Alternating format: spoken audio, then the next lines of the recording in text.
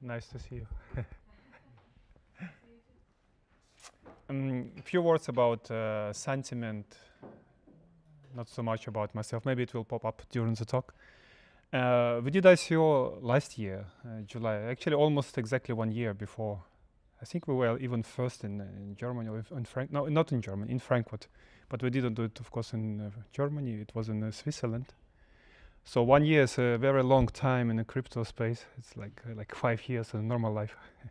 So we did experience a lot, and it took us, I think, almost 1 year to prepare, and now after 1 year after ICO, so altogether like 2 year experience. I will try to share, and I was listening like to previous talk, so probably I will try to skip what already was covered, and say, well, just a little bit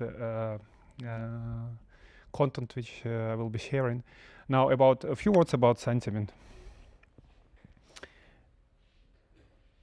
The basic thing what we are doing, we are reshaping like many projects in the crypto space. We're reshaping the way how high quality financial content is generated and distributed, and the value which is taken from it, shared between all participants.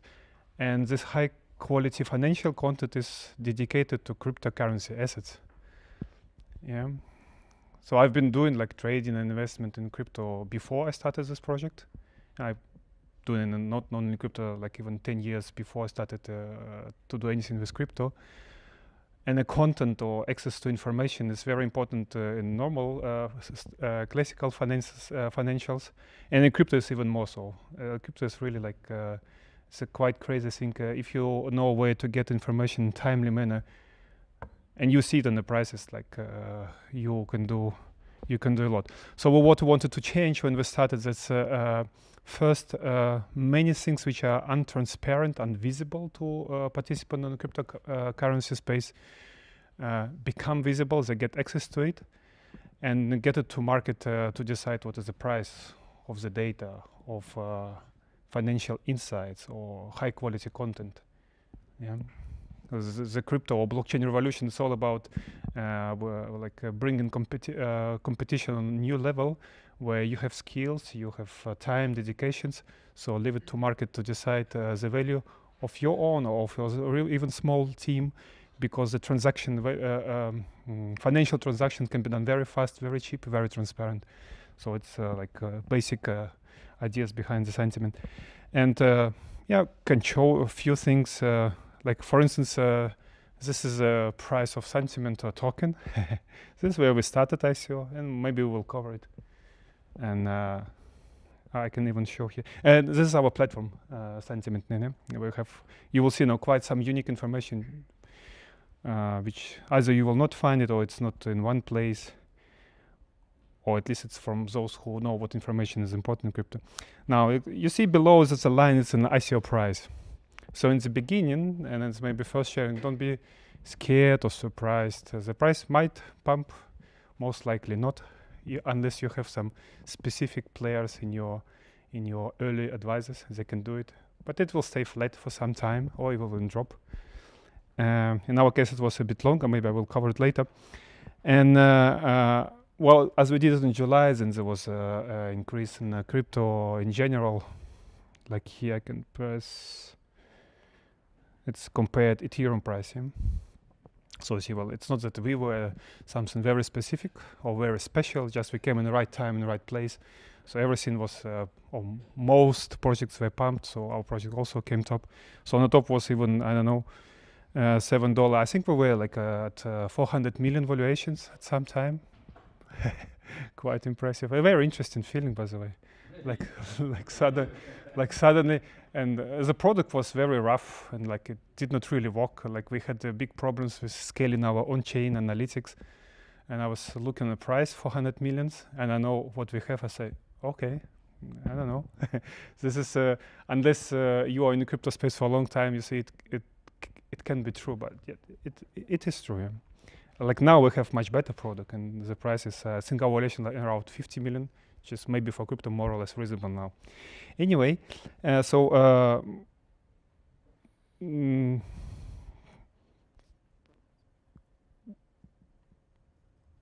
changes like key valuation. Maybe this is a key point where we should start the general like talk about what I wanted to share. Yeah, because the changes, this is you need to get used to it. Yeah.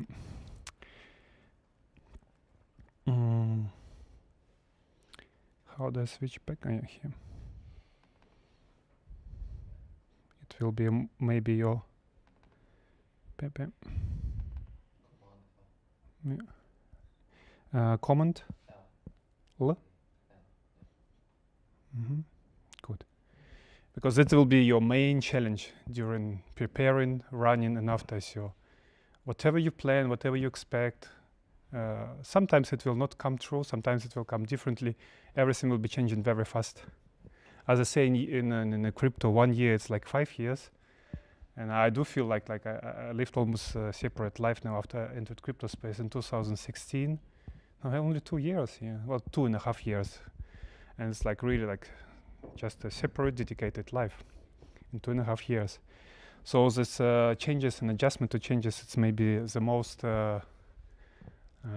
exciting but challenging part. And so learning how to adapt to it, it may be unexpectedly the key skill you need to learn. Well, for me it was a bit easier because I've been doing, like before I started, like 10 years yoga and meditation. And the basic skill you learn there, like how to adjust to changes, especially in meditation. So for me it was a surprise that it can exist in a real life, so rapid changes, but I was more or less ready. But you will have to deal, otherwise it will be a very high level of stress. You plan something, you make an arrangement, you set a budget, you hire people, and then everything's changed. So, and you need to run, and you need to do it very fast because others are moving also very fast. And you need to find your way how to deal with this constant, actually it's quite stressful. And yeah, it's a famous picture. The way to success in the mind is very fast and very direct. In reality, it can be quite fast, but it's not direct at all. Like you're going through very unexpected journey turning points.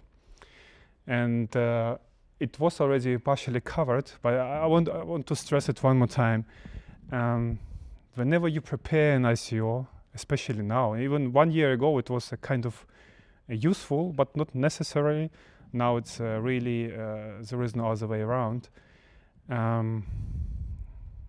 Ideas should be quite clear. It should be like a inside power or like energy inside you, like which push you very strongly. So you should have it. Most of you, I'm pretty sure you have it. But then it's not only your own, you should have community. Even a closed community, I remember it's like with 20 people around you, it's already good, but they should really like share, give you feedback and support you and challenge and give you critique. Unless you have it, I wouldn't even consider anything in direction ICO. It should exist. And then in a crypto space or in a blockchain projects, what we're doing is only doing one thing. Every single project we are building our network, where we want to create a value, where we want to share the value. That's all. And we like tokenize this value. Yeah, and we do it like on different level. We can do like infrastructure projects like Ethereum or EOS or I don't know, like many, or Neo. Yeah, most likely you are not planning, I hope not planning to do this kind of stuff. But still, if you are doing even application like, I don't know, logistic chain or something for fintech, there is always kind of community of people involved into creating value. So you should have it from the very beginning. Unless you have it, nothing will work. And do you do pre-sale? Do you raise VC money? Do you do seed money? Do you do crowd sale, ICO, pre-ICO? Actually, it's all technical questions. It doesn't really matter so much. And the possibilities are like changing constantly. Or like, do you do airdrops or don't you do airdrops? It's all like secondary. Again, on the first place, what is your community and how can you increase the quality and a little bit like quantity of your community? You always should care about the quality. The amount will, the quantity will come anyway. There will be like 60 or 70% of your ICO participants, they will be there they will come. You don't need to care about it. But the stronger the core and the more of quality participants you have, the better or the faster you can move with your product. And the rest is just a kind of noise around you, which cares only about the profits. It's a good noise, and you should serve them too, but don't forget about your product. And that's why it's like you have a toolbox now, really a lot. And there are services or like enough experienced people who can help you run airdrops professionally or token swap with other projects. Even though I personally don't like it, I never did it with any project, but it exists. Or like VCs, they're like just running around, and as long as you have some core product, core community, and some traction, or they will come to you. You even don't need to care. You do a presentation and few meetups, or you go to some roadshows. They will come to talking to you. It's not your least concern how to attract the money. But the biggest or the most difficult part, how you build your core community who can help you to create this value. So that's why this picture. You decide where is your community and value, and where is your horse which is moving very fast and gives you a lot of money. Now, from our own experience, it took me, I think I started 2016 in February, or generally active trading and investing and looking how it functions. So 4 months just to gather experience, to connect to needed community. And that time it was mostly Reddit. We only talked on Reddit. Now we have, I don't know, in Slack, in Telegram, and Discord, in Discord, like many channels. Still, even with one channel, like to learn the language or to understand the energy, it takes like a few months, and you cannot run away from it. So you need to see where is your core community, how can you build your own communication channels. 2 to 3 months. And then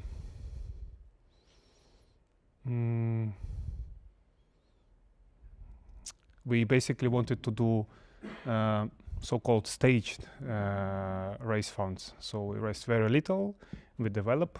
Okay, we raise more, we develop more, like classical. I thought it will be like a responsible approach, because like raising tons of money upfront, it did not feel right. Especially I just came, as I say, from yoga meditation. It doesn't feel right.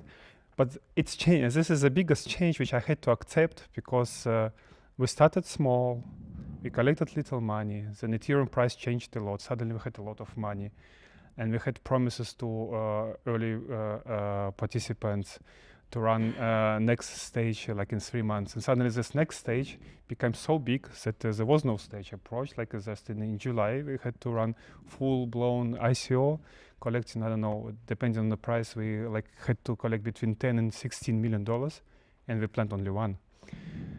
Like this was a big change when you collect 12 millions instead of one. And we had to adopt, and we changed our strategy quite rapidly. And I don't know, like did a lot of stuff.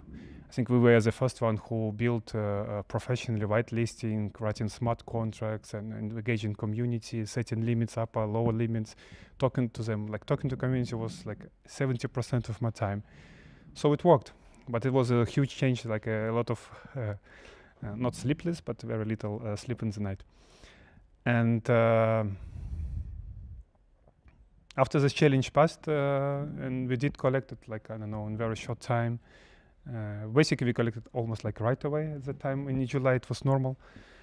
And there was still no time to relax, because then the next interesting stage came. I think this is where we maybe cover it a little bit more, because I do have this experience 1 year after ICO. What kind of, well, I call it avoiding temptations, because there will be a lot. There will be a lot, especially if you manage to raise big amounts. Yeah, we initially raised 12 millions, and then because Ethereum price keep rising, and our, as I show, Sun token price kept rising. At some period of time, we had like, I don't know, 60, 80 millions. So it's a quite a challenging task, because then you get some other people who are trying to contact you and trying to build with you something together. And the previous guy, he mentioned that you have scammers during pre-ICO or ICO. Well, guess what? You have money. It's not really scammers, but it's a kind of very special kind of offers you get, which it's not really scam, but you need to decide for yourself, do you want to go this route or not? It's like there will be many options to earn fast money. I don't know, to do maybe pumps, or maybe to go in some partnerships which can increase your value short term. And but it's all temptations. Yeah, well, I resisted quite nicely. I hope so. But temptations, because it takes your money, or it takes your time and attention and the power of your team. It's like steals your energy from doing the most important thing, where it is the same like before ICO. Keep building your core community, or like keep building your core product, and especially taking into account that your idea will evolve through. Well, for us personally, we did at least 2 pivots. I think at least 2 pivots. And it's like quite painful experience when whatever you build for 1 or 2 months, suddenly you almost like throw away, say, no, it's not really what the community wants. So you rebuild it again, and you rebuild it again. And it takes a lot of effort. And if you, under these conditions where you already have to be quite on the limit of your resources of your people, or spend their time on going to seemingly easy road to increase your value of your token or like your own holdings, well, you will be lost. So it's just on the level now when we're talking, well, you hear it, and maybe there will be a seed, but then you will see it, who is coming to you. It can be exchanges, it can be partners who want to do token swap. It can be many offers. You will understand better what I mean, and then hopefully you will be prepared to make a decision which will help you to build the core value. And just like pivoting, if you has any one of you already done startups before? Like, it doesn't matter. Okay, so you know the meaning of pivot, and you know that's an unavoidable. Like, it's like, I thought I'm a smart one. I know what we have to do, but no, it's not about being smart. It's just being in the process of discovery. So I had to throw away, like as I said, 2 times. And it's not only throwing what you developed. It's really community is so tight in connection with you. They're talking to you directly. I know. First we have Slack, then Telegram, and now Discord. Like you're in constant contact. That you have to reshape it, and it's a physically or emotionally painful process, because some people go, or like you need to sometimes explain that no, well, like we changed now to this degree, you cannot get what we wanted because like it doesn't work in this way, token economy will not scale, or like 1,000 things, and this reshaping of community also take quite an effort. So, and it's one of the key values, well, I believe you will have to spend time on. Yeah, you cannot avoid it.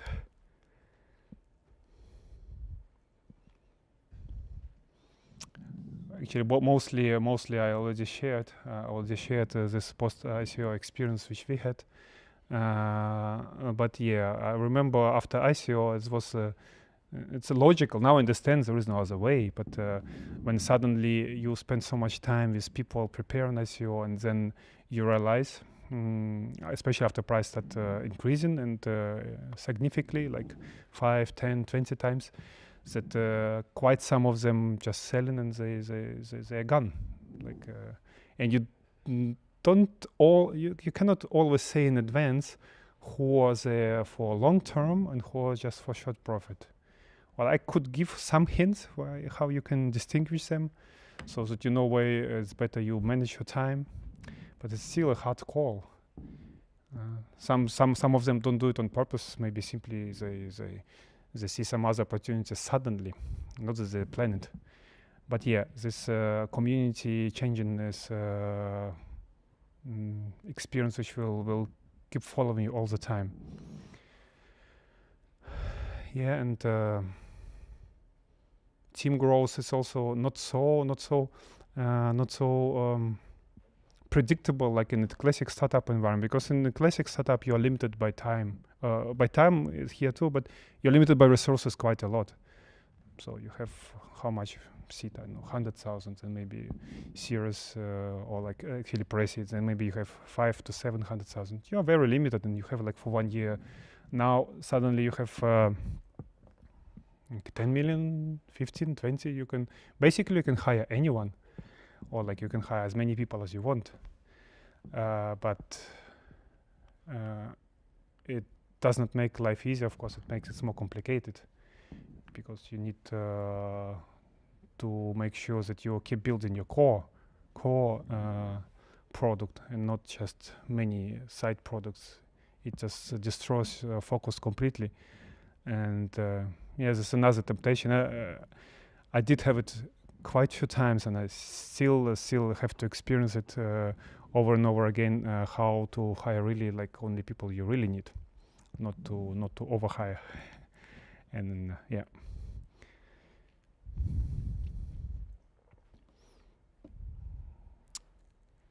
Changes and adopt to them. It's from my perspective the key skill which you need to learn in crypto, but it's also very exciting.